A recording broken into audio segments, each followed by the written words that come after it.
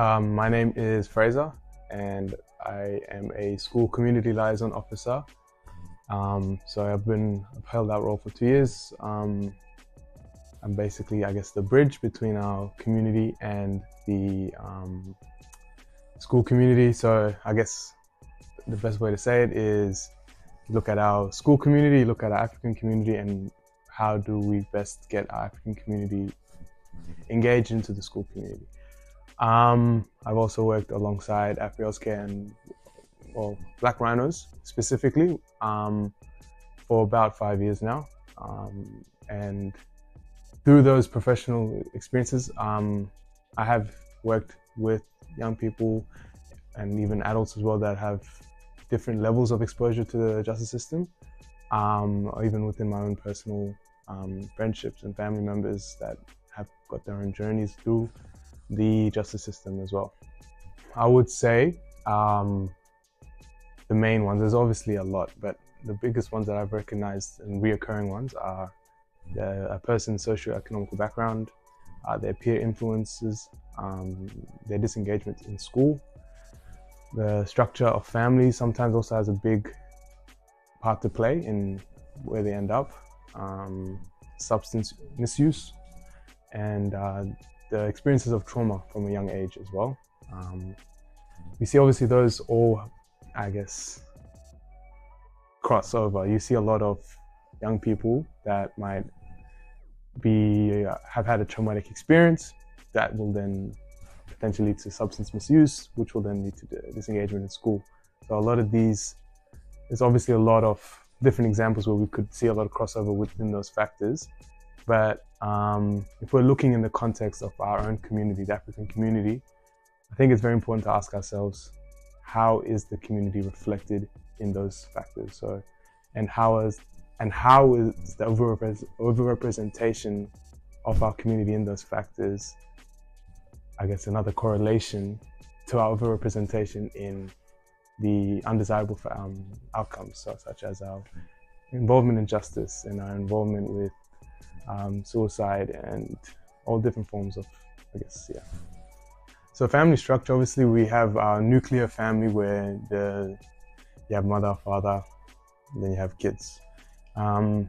Generally speaking, that's not the only type of family that is out there. Obviously we all know that. We see a lot of families within our community that are maybe the child is raised by an auntie or an uncle. The child is raised by a single parent. The child is raised in a out-of-home care situation. They might be adopted by another family.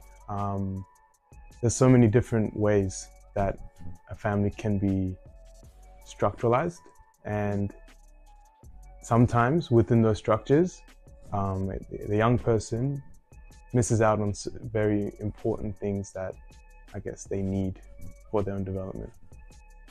Short answer, yes. Long answer is still yes. But the longer answer is we look at where the stigma comes from. We'll see that the stigma lives within the elders, so our family, like the parents, the uncles, the aunties. They will have a notion of this young person that is, or even an adult still. Adults are also members of the community that are, I guess, offending. There is a perception of that person that they are the bad child, the bad person. They are to be shunned. They are the letdown of the family. And I guess that trickles down even to the kids sometimes, where parents will tell their kids not to hang out with that cousin because of their engagement with criminal offending. And another form of stigma, I guess, that is also important to note is young people tend to also glorify the young people that have been in maybe it's lockup, maybe it's just they've been in the station, they had to stay the night. There's a subculture within our community that says that that's cool. And I actually was having a conversation with a close friend of mine recently.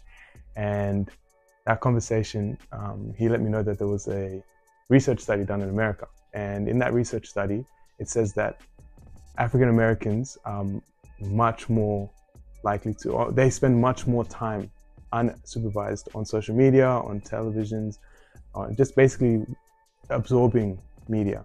And we can see how that link can be made here when we see our kids as well having a lot of time spending a lot of time online, unsupervised, absorbing a lot of information, where they will then tend to glorify some of the crimes that these young people are committing right now. I think that religion,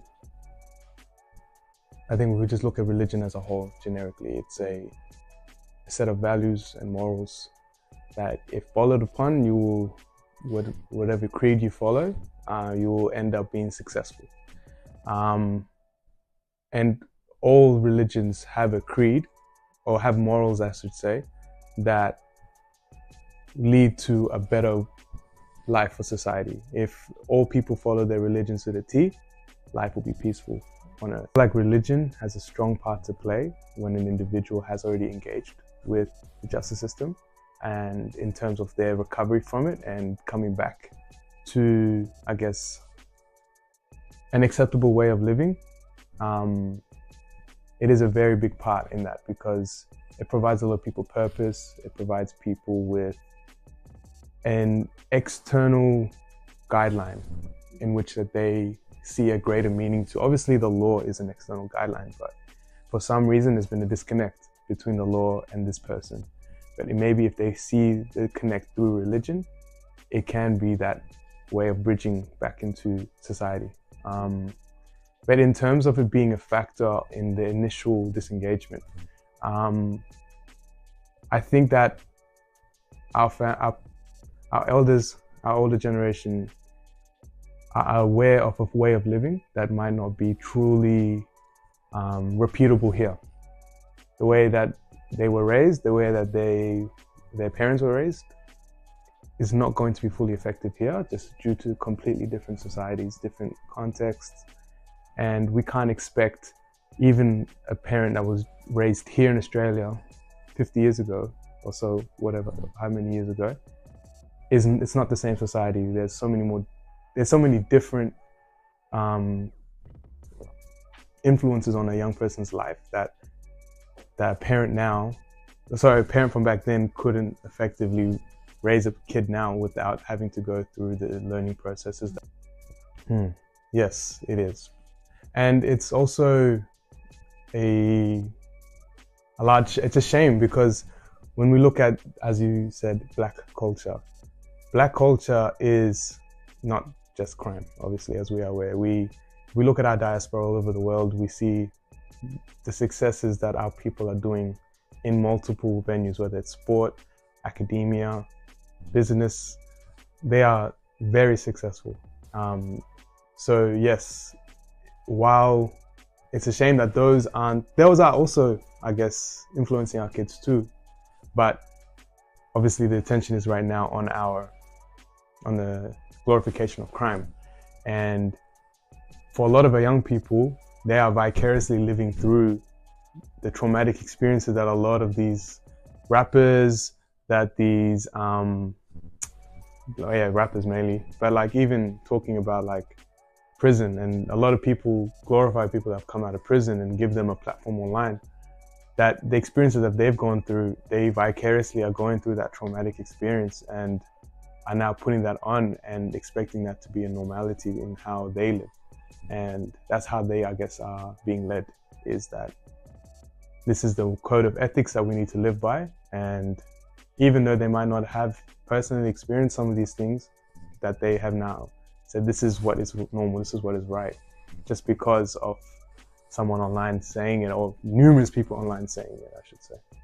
Short answer, no. If we look at the outcomes that we currently have, I guess we're not looking at what we want, and so we need to keep looking at different ways that we can, I guess, offer solutions, different programs.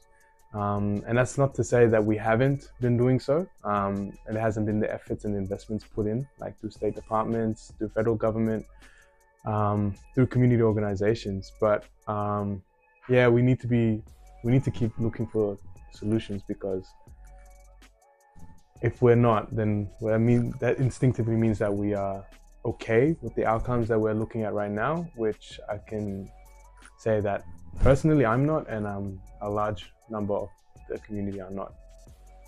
If we look solely at the outcomes, then I would say yes. Now, we look at a lot of the reasoning behind why we are currently looking at this disproportionate and overrepresentation within those communities. And additionally to those communities as well as our Pacifica community as well. And well, if we just look globally and looking at, let's just say, our African community, regardless of the country. So we look at, say, an African American, African British, African Australian, they come with a certain stigma, a connotation that there is crime, drugs, poverty, which is a very interesting correlation. If we look at our diaspora, as I mentioned before, we have a large number of our population is educated, in working class, or are involved in politics in some form. We have representation throughout societies, and we are very successful. Alternatively as well, we can't deny the fact that we also have a lot of poverty on the continent and a lot of, I guess, lack of security, lack of safety. But it's interesting that we immediately go towards a negative connotation when the word African is thrown in front of the country's name. We look at Australian. An Australian, immediately you don't think of an African person or an indigenous person. I mean, I don't, that's the way I've been conditioned. So I think that when we look at that and we look at the bias that's been created, I think then we can kind of delve into a lot of the question that you asked, which was the targeting and in the sentencing, because they do make up a large influence in the differentiating between an Aussie and a African Australian. So yeah, that I guess for me is my answer to that question. Yeah.